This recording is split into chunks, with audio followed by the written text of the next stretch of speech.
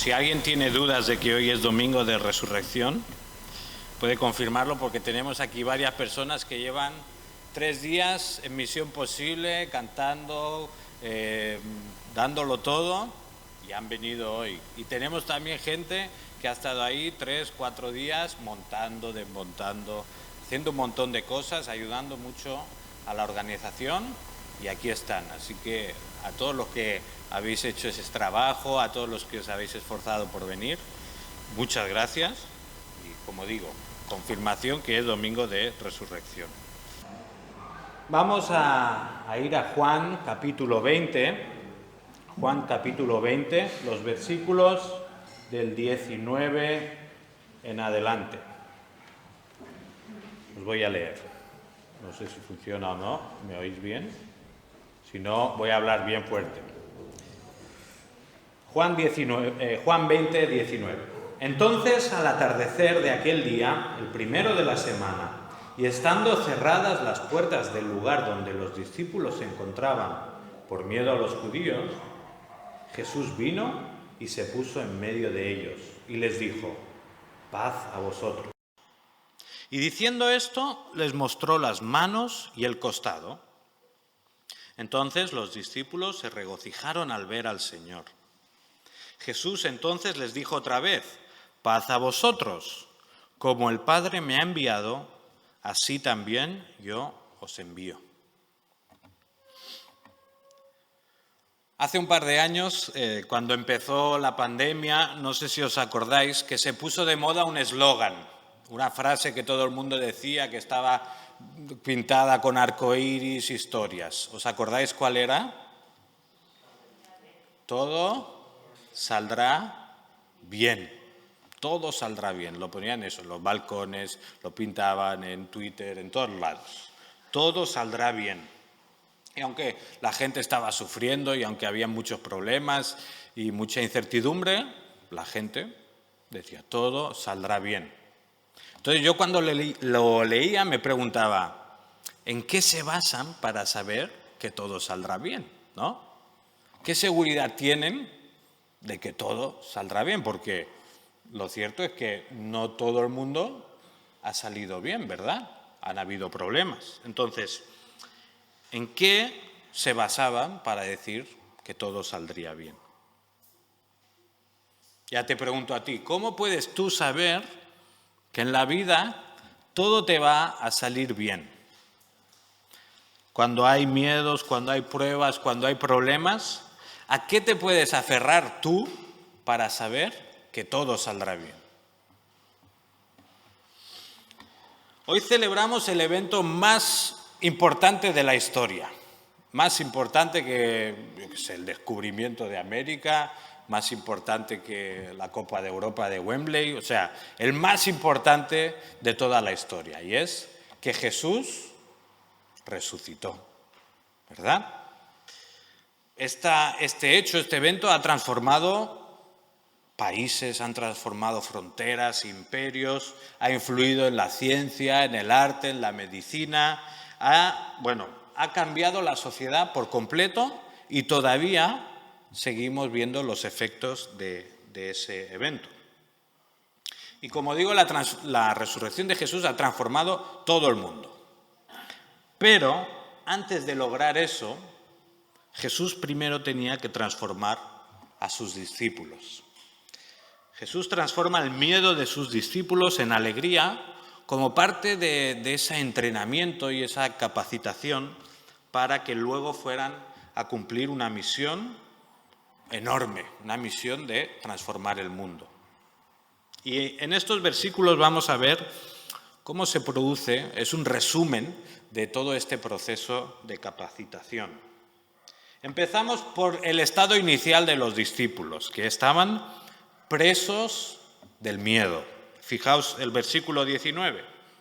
Entonces, al atardecer de aquel día, el primero de la semana, y estando cerradas las puertas del lugar donde los discípulos se encontraban por miedo a los judíos. ¿Qué ha pasado? ¿Cómo hemos llegado hasta este punto del versículo 19? Como sabemos, Jesús ha sido crucificado viernes, aunque otras personas dicen que fue jueves, pero bueno, ha sido crucificado unos 3 días antes y ha sido sepultado, ha sido encerrado en una tumba. ¿Qué pasa el domingo por la mañana? El domingo va María Magdalena con algunas mujeres y quieren como acabar de preparar bien el cuerpo, pero se encuentran que la tumba está vacía, está abierta, está vacía, no está el cuerpo. ¿Qué pasa en ese momento? Por sus mentes, lo primero que les pasa es: alguien se ha llevado el cuerpo, alguien lo ha robado, alguien han abierto aquí, se lo han llevado y ahora no sabemos dónde está, ¿verdad? Y eso es lo que vemos. María Magdalena le pregunta al jardinero o al que se cuidaba de ese terreno: oye, ¿dónde habéis puesto el cuerpo de mi Señor? En la mente de los discípulos no cabía que Jesús había resucitado, ¿verdad? Pero ¿qué pasó? Durante esa misma mañana, sin esperarlo, algunos discípulos empiezan a encontrarse con Jesús. Le ven, hablan con él, le cogen, le tocan, incluso algunos llegan a comer con él y va apareciendo, desapareciendo. Pues entonces los discípulos están así un poco confusos, ¿no? Y aquí donde llegamos, al versículo 19, nos encontramos que los discípulos están cerrados en una habitación, en una casa. Están cerrados. Bueno, no estaban todos, habían 10 apóstoles. Tomás era el más así descreído y el que enseguida se quejaba de todo y se iba, a la primera de cambio se iba. Entonces Tomás no estaba. Y luego Judas creo que estaba un poco indispuesto y tampoco estaba allí. Entonces tenemos eso, a los apóstoles, y luego tenemos que también seguramente habían otros discípulos de Jesús. Pero como digo, ya le habían visto más o menos, habían comido con él, habían estado con él. En cambio, están encerrados en casa. ¿Por qué están encerrados? Lo que dice, ¿no? Están encerrados por miedo. Ahora, piénsalo, imagínate, bueno, no sé si os gustan las mascotas, pero imaginaos que tenéis un perro que queréis mucho, muchísimo, y que pues se muere el perro. Y a los 2 o 3 días te viene un vecino y te dice: oye, acabo de ver a tu perro, ¿no se había muerto? Tú, no, te lo debes haber imaginado.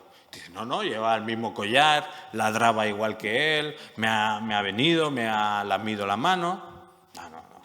No le haces caso. Entonces al rato te llama otra persona y te dice: oye, que acabo de ver a tu perro en la calle. Es que era él seguro, porque tenía el collar, tenía el nombre, era él. ¿Qué harías tú? Pues normalmente la gente que quiere al perro pues saldría a buscarlo, incluso se organizaría: oye, pues vamos a buscarlo, tú empiezas por ahí, yo por ahí, y lo buscamos, ¿verdad? Bueno, ahora si trasladamos la situación a los discípulos, no es que había un perro que había muerto y lo estaban buscando, es que era el mismo Señor Jesús que tanto querían, al que habían entregado su vida. Les dicen que está vivo y algunos le han visto, en cambio están encerrados por miedo. Por miedo. Ahora, no sé si os podéis sentir identificados con ellos. ¿Alguna vez habéis estado encerrados por miedo a algo que había fuera? Bueno, quizá estos 2 últimos años sí que hemos cogido un poco más de práctica, ¿verdad? Hay gente, bueno, obligatoriamente nos hemos tenido que encerrar en casa por miedo a algo que había fuera, ¿verdad? Ellos amaban a Jesús, le querían, le habían entregado su vida, pero había algo que impedía que le fueran a buscar. Y era el miedo que tenían a los judíos. Ahora, no quiero que penséis que los discípulos eran súper cobardes y tenían miedo de cualquier cosa. El miedo a los judíos era justificado en cierta manera, porque, fijaos, en Juan 7 tenemos una fiesta donde hay cientos y miles de personas en Jerusalén. Y en cambio Juan nos dice que nadie hablaba abiertamente de Jesús por miedo a los judíos. O sea, ya eran muy religiosos y todo lo que tú quieras, pero eran temibles, eran como una mafia religiosa. O sea, tenían a la gente controladísima. Entonces, los discípulos tenían miedo, obviamente, porque si habían matado a su Señor Jesús, ¿quién iba después? Pues después iban ellos, le tocaba, ¿no? Entonces, aquí encontramos que los discípulos de Jesús están presos del miedo, están encerrados en casa sin ir a buscar a Jesús. Ahora, no sé si alguna vez a ti te ha pasado algo parecido. No sé si alguna vez te has sentido que en tu vida has perdido el rumbo completamente, no entiendes lo que te pasa, no sabes cómo vas a salir adelante y lo único que tienes es ganas de encerrarte en tu habitación y no hacer nada. No sé si alguna vez te has sentido preso del miedo. Y como digo, llevamos ya un par de años con un virus que ha encerrado a millones de personas, que se ha llevado miles de vidas. Y ahora también tenemos una guerra en Ucrania que nos queda un poco más cerca y empiezan a fallar, empiezan a subir los precios, empiezan a faltar alimentos. Y es normal que algunos pues empiecen a tener miedo, ¿verdad? En cierto sentido, es legítimo. Lo cierto es que el miedo puede ser un enemigo muy poderoso. El miedo, igual que hizo con los discípulos, nos puede dejar paralizados. Y como vemos, el miedo nos puede impedir el que vayamos a buscar a Jesús. Pero como vemos a continuación, el miedo no puede impedir que Jesús nos venga a buscar a nosotros. Y esto es lo que vemos en el segundo punto, transformados por la resurrección. Acababa el versículo 19 diciendo que Jesús vino y se puso en medio de ellos y les dijo, paz a vosotros. Y diciendo esto les mostró las manos y el costado.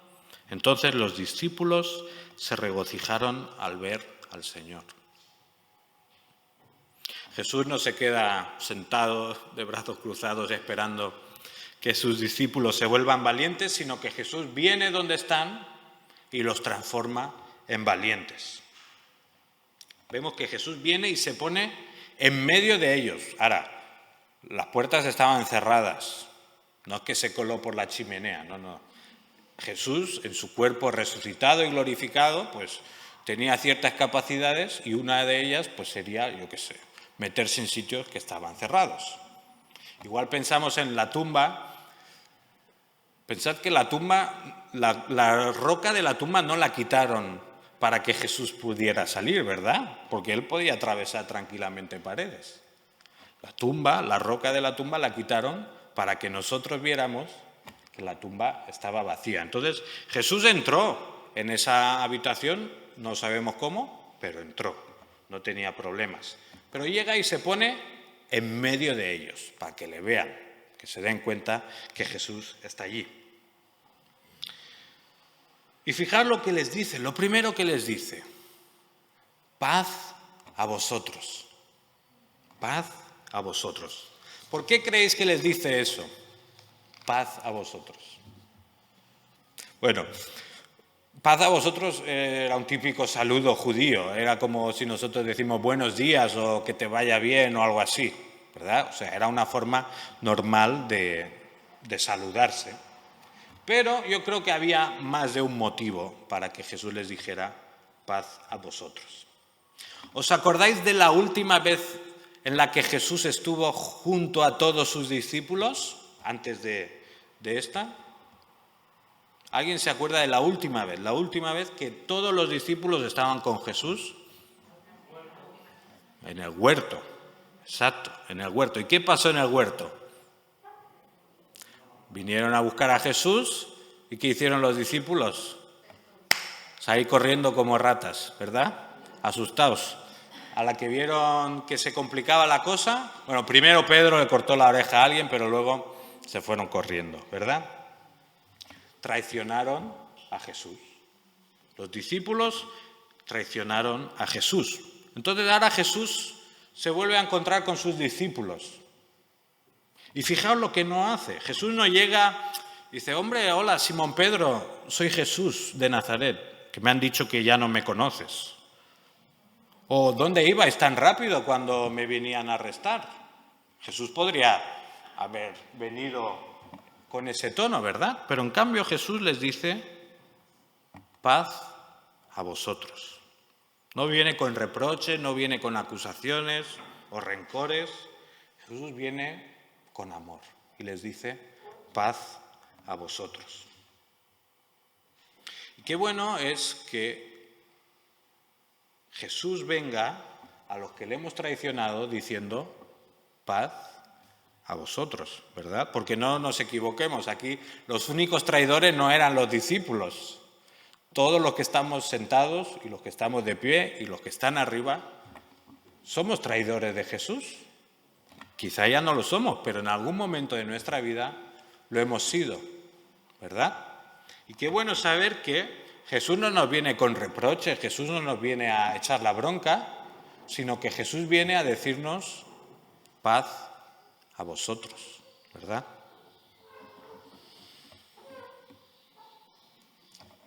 Y tenemos que pensar que todos hemos pecado contra Dios. Romanos 3, ya lo vimos hace unos meses, nos decía, no hay ni un solo justo, ni siquiera uno, no hay nadie que entienda, nadie que busque a Dios. Todos se han descarriado y a una se han corrompido. O sea, no hay nadie que haga lo bueno, todos somos pecadores. Entonces Jesús tendría derecho a rechazarnos a todos, ¿verdad? En cambio viene diciendo, paz a vosotros. Y además lo grave de haber pecado contra Dios es que no hemos pecado simplemente contra un hermano, no hemos pecado contra un familiar, un amigo. Hemos pecado contra el Dios santo y perfecto, el que es dueño del universo. Imaginaos que vosotros os enfadáis mucho con un amigo y le amenazáis de muerte, lo típico que se hace con los amigos, ¿no? ¿Qué podría pasar? Bueno, podría pasar que si tu amigo se lo toma en serio y habla a la policía, pues se puede complicar la cosa. Ahora, imagínate que la misma amenaza de muerte se la haces al alcalde de tu ciudad. Ahí se pone un poco más seria la cosa, ¿verdad? Quizá la policía viene un poco antes, más rápido. Ahora imagínate que amenazas de muerte al rey de España. ¿Cuánto tardarían en venir a buscarte? Poco, ¿verdad? ¿Y cuánto crees que sería la condena? Más alta. Ahora imagínate que amenazas de muerte al presidente de los Estados Unidos. Poco tiempo le va a faltar para bombardearte o lo que sea, ¿verdad? O para meterte toda la vida en la cárcel. Conforme pecas contra una autoridad superior, más grande es la condena. En cambio, todos nosotros hemos pecado no contra seres humanos como nosotros, sino contra el Dios perfecto y santo. Entonces, nuestra condena, la que merecemos, es la más alta que pueda existir, ¿verdad? Que es una eternidad alejados de Dios. Pues eso somos nosotros para Jesús. O eso éramos nosotros para Jesús. En cambio, Jesús viene a nosotros y nos dice, paz a vosotros. ¿Cómo te quedas? Maravilloso, ¿verdad? Paz a vosotros. Qué alegría escuchar estas palabras de alguien a quien has traicionado, ¿verdad? Qué alegría cuando tú sabes que te has equivocado y en cambio te vienen, oye, no, tranquilo, no pasa nada, te has equivocado, te perdono. ¿Fue eso lo que sintieron los discípulos? Bueno, vemos el versículo 20. Jesús dice, paz a vosotros, y diciendo esto les muestra las manos, les muestra el costado, y entonces los discípulos se regocijaron al ver a Jesús, se alegran de ver a Jesús, ¿verdad? Ahora, si vamos primero a Lucas, el mismo relato, Lucas capítulo 24, versículo 37, vemos que cuando Jesús les dice, paz a vosotros, lo primero que les pasa es que aún se asustan más los discípulos. Fijaos que dice, pero ellos, aterrorizados y asustados, pensaron que veían a un espíritu. O sea, la primera vez que Jesús les dice, paz a vosotros, aún se asustan más. O sea, piensan que están viendo a un fantasma o ven que es Jesús, pero claro, no lo entienden porque la puerta está cerrada. Aún están más asustados. ¿Qué es lo que les hace cambiar el chip? ¿Qué es lo que les hace cambiar del miedo a la alegría y al regocijo? Lo que convierte el miedo en alegría es que entienden que Jesús está vivo. O sea, antes veían un espíritu, creían que veían un espíritu, eso no les servía para estar más tranquilos. En cambio, Jesús les muestra las manos con las heridas. Jesús les muestra el costado abierto. Y cuando se dan cuenta que Jesús está vivo delante de ellos, es cuando ya el miedo se va y empiezan se alegran, se regocijan, no sé, seguro que se pusieron a cantar o lo que sea, estaban contentísimos, porque entendían que tenían a Jesús resucitado, no un espíritu, no resucitado en sus imaginaciones, tenían a Jesús vivo delante de ellos. Ahora, ¿por qué pasan del miedo a la alegría tan rápido? Porque ¿acaso habían desaparecido los judíos? No, ¿verdad? O sea, el problema que tenían antes, estaban encerrados por miedo, ahora seguía estando, los judíos seguían por ahí, los fariseos estaban enfadados o lo que fuera, ¿no? En cambio, lo que había cambiado en los discípulos era su perspectiva de Jesús. El que había sido su maestro y había sido crucificado, se dan cuenta que está vivo, que ha vencido a la muerte, ¿verdad? No importa ahora lo temible que era su enemigo, porque estaban seguros de que Jesús había resucitado y de que era poderoso, era mucho más poderoso que sus enemigos. Y lo mismo pasa con nuestros miedos. O sea, ¿qué es aquello que realmente nos puede ayudar a enfrentarlos? ¿Cómo podemos evitar la angustia, la inseguridad? ¿Cómo podemos evitar que las circunstancias nos encierren y de modo que quedamos ya inutilizados y que no servimos para nada? Porque si lo pensamos bien, realmente hay peligros, ¿o no? Hay peligros cuando sales de casa. Es que hay peligro hasta dentro de casa, ¿verdad? Hay gente que en su casa ha tenido accidentes. Si salimos de casa, pues corremos el riesgo de que alguien nos atropelle o de que alguien nos quiera robar. ¿Hay peligro? Sí, hay peligro, ¿verdad? Pero ¿es eso motivo para estar en miedo? No. Lo que nos puede ayudar a enfrentar nuestros miedos es saber y estar seguros que Jesús ha resucitado y que lo máximo que nos puede hacer alguien es matarnos. Más que eso ya no nos pueden hacer, ¿verdad? Eso como mucho nos van a matar. En cambio, tenemos la seguridad de que Jesús ha resucitado, que está vivo y que todos los que creemos en Él viviremos eternamente con Él.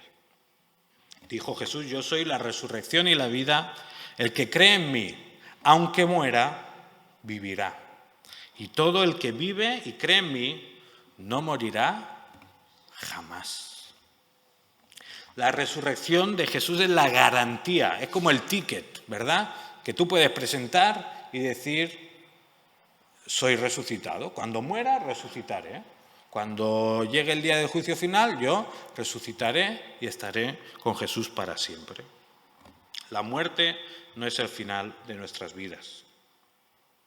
Ahora, si Jesús nos resucitó, entonces no tenemos absolutamente ningún motivo para estar contentos, para celebrar, Si Jesús no resucitó, no vale la pena vivir la vida.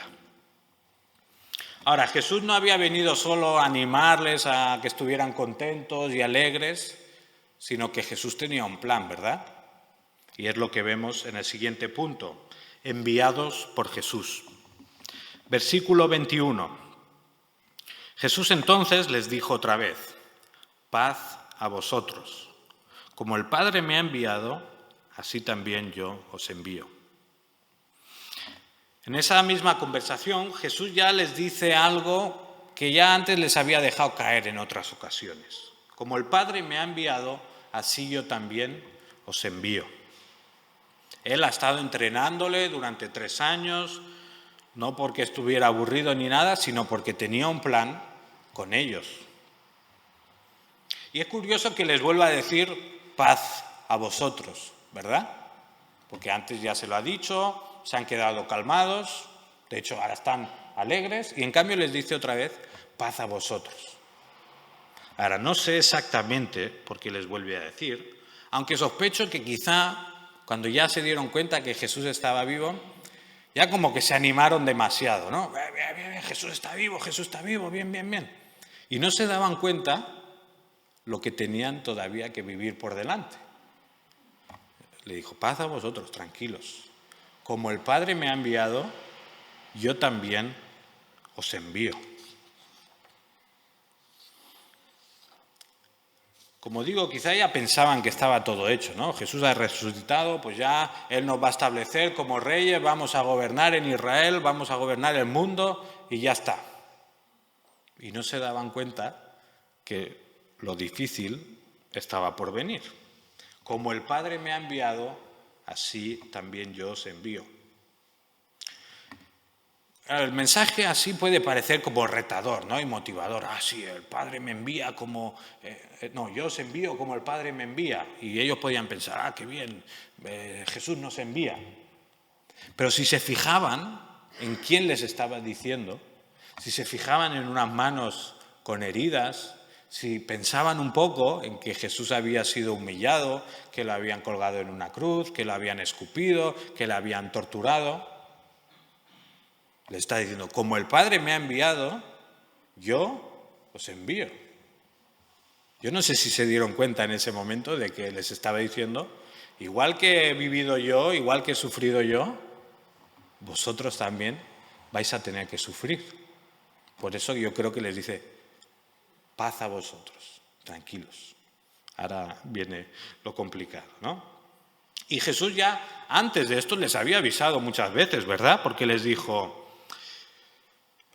os entregarán a los sacerdotes, se burlarán de vosotros e incluso os matarán y pensarán que están sirviendo un servicio a Dios.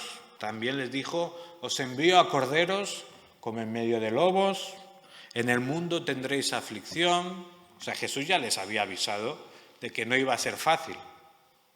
Y aquí les dice, como el Padre me ha enviado, así yo también os envío. Por supuesto, Jesús no les envía en plan desarmados, no les envía la gran comisión sin darles nada. Lo que vemos en los siguientes versículos es que sopla el Espíritu Santo sobre ellos. No sé bien, porque hasta Pentecostés no desciende completamente el Espíritu Santo, así que qué significa del todo eso no lo puedo decir, ¿no? Pero de alguna manera les equipa y les dice, aquí tenéis el Espíritu Santo.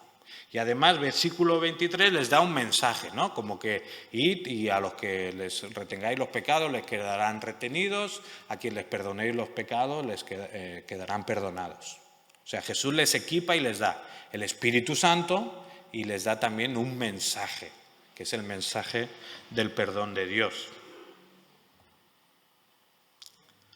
Aún así, la misión que les quedaba no era nada fácil, ¿no? Y si lo piensas bien,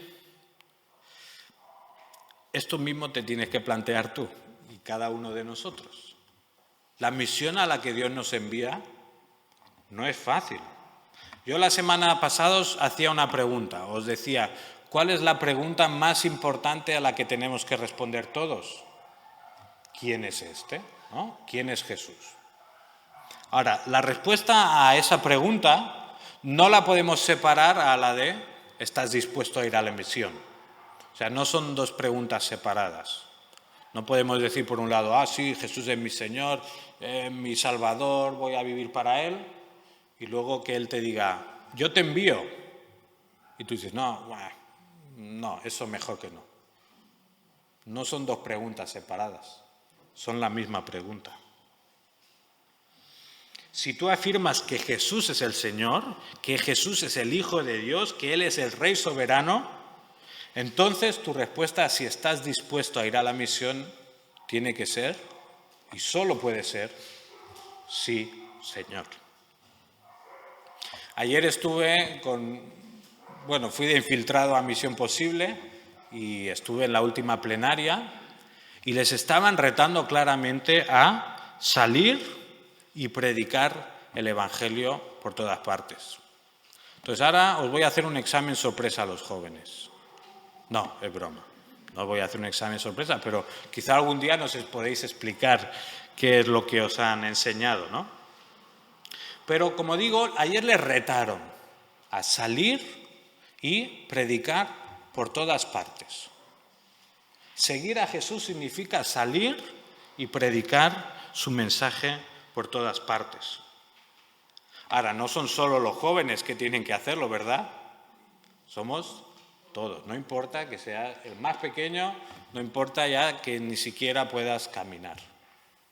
Todos estamos enviados a predicar el Evangelio de Jesús. Y como nos decían ayer, no estamos simplemente llamados a ser un buen ejemplo. Mira qué simpáticos que son los cristianos, mira qué majos, mira qué generosos. Todo eso hay que hacerlo, pero eso no es predicar el Evangelio, ¿verdad? Ni siquiera el decir Dios te ama, Dios te quiere, Dios no sé qué. Eso tampoco es predicar el Evangelio. ¿Lo tenemos que decir? Sí, pero no es solo eso. El mensaje del Evangelio es que el Hijo de Dios, Jesús, vino a la tierra, murió por nuestros pecados y al tercer día resucitó. Al tercer día resucitó. Y si alguien se arrepiente de sus pecados y cree que Jesús es el Señor, entonces esa persona es salvada y es enviada al mundo a predicar el Evangelio también. Entonces, la pregunta para ti esta mañana es, ¿estás dispuesto a predicar el Evangelio? A tu familia, a tus compañeros de trabajo, a tus compañeros de instituto, a tus vecinos. La ciudad de Vilanova necesita escuchar este mensaje, ¿verdad? La semana que viene vamos a poner una mesa en la Rambla. Una mesa de Sant Jordi, vamos a tener libros, vamos a tener rosas para regalar. Ahora, ¿para qué nos ponemos allí? ¿Para qué ponemos una mesa en la Rambla de Sant Jordi? Para que vean lo simpáticos que somos, para que vean lo amables que somos. Incluso algunos son guapos y todo. O sea, ¿nos ponemos allí para eso? ¿O nos ponemos para ser una asociación más en todas las que haya ese día? ¿Para ser uno más en la fila? ¿Para qué vamos a poner una mesa allí? El sábado que viene salimos a la calle con un objetivo claro y es que la ciudad de Vilanova sepa que Jesús murió en la cruz para perdonar nuestros pecados y que resucitó al tercer día. Salimos para que las personas entiendan que lo que celebramos en Semana Santa no es una leyenda muy bonita, no es una historia muy inspiradora y que no tiene nada que ver con nosotros. Salimos para que entiendan que Jesús murió y resucitó y que eso es lo más importante que ha ocurrido en toda la historia. Fijaos una frase de Tim Keller. Dice, si Jesús resucitó de los muertos, entonces tienes que aceptar todo lo que Él dijo. Si Jesús no resucitó, entonces ¿para qué preocuparte de nada de lo que dijo? La cuestión sobre la que todo depende no es si te gusta o no te gusta lo que Jesús enseñó. La cuestión es si Jesús resucitó o no resucitó de entre los muertos. Esta es la cuestión principal. Jesús enseñó muchas cosas, el mundo dice que fue un gran maestro, qué ejemplo de vida. Eso no es lo más importante. Lo más importante es, ¿Jesús resucitó o no resucitó? Porque si no resucitó, como decía un pastor, podemos echar la persiana. O sea, lo que estamos haciendo es una auténtica bobada, es absurdo, es tontería. Si Jesús nos resucitó, estás perdiendo cada domingo por la mañana, estás perdiendo y malgastando tu vida en una mentira. Si Jesús no resucitó, no vuelvas a venir. Pero, si Jesús resucitó, entonces vale la pena que entregues toda tu vida por Él. Si Jesús resucitó, tenemos no solo que creer que resucitó, sino creer que todo lo que dijo era verdad. Y que lo que Él nos manda son órdenes, no son deseos, no son sugerencias. Lo que Jesús nos manda son órdenes para la misión. Así que te animo en esta mañana a que pienses si Jesús resucitó o no resucitó, porque esa es la cuestión clave. Y si salimos a San Jordi y si salimos todas las veces que haga falta, salimos a predicar que Jesús resucitó. Y ninguna otra religión, ninguna otra filosofía tiene a un Jesús resucitado. Todas las tumbas de los grandes maestros siguen llenas, pero la tumba de Jesús está vacía y eso es lo único que importa. Hemos visto entonces cómo la resurrección de Jesús fue la que transformó a los discípulos en personas asustadas, encerradas, que no querían salir, a personas valientes que fueron, predicaron el Evangelio, no les importó ser torturados, estaban en la cárcel y cantaban alegres, les mataron, les crucificaron, pero no les importó, porque sabían que Jesús realmente había resucitado. Así que te animo en esta mañana a que tú, con la misma convicción, sabiendo que Jesús verdaderamente está vivo, vayas y predicas el Evangelio. Solo la resurrección de Jesús puede dar sentido a nuestra vida. Y acabamos ya con los mismos versículos. Yo soy la resurrección y la vida. El que cree en mí, aunque muera, vivirá. Y todo el que vive y cree en mí, no morirá jamás. ¿Crees esto? Pues Señor, te damos muchísimas gracias, Padre, porque no tenemos a un Salvador que simplemente fue un maestro, que tuvo muy buenas ideas, que era muy inspirador, sino tenemos un Salvador que venció a la muerte. Un Salvador que se levantó de entre los muertos y que demostró que todo lo que había enseñado era verdad. Y te damos las gracias, Señor, porque en nuestros miedos, en nuestras angustias, en nuestras preocupaciones, podemos estar seguros y confiados de que tú, tu Hijo Jesús, está vivo y que un día estaremos con Él. Y te pedimos que nos ayudes como Iglesia y a cada uno de nosotros en nuestro contexto a predicar ese mensaje, Señor, que tu Hijo Jesús está vivo. Ayúdanos también a celebrar en esta mañana y a proclamar esta verdad. Te lo pedimos en el nombre de Jesús. Amén.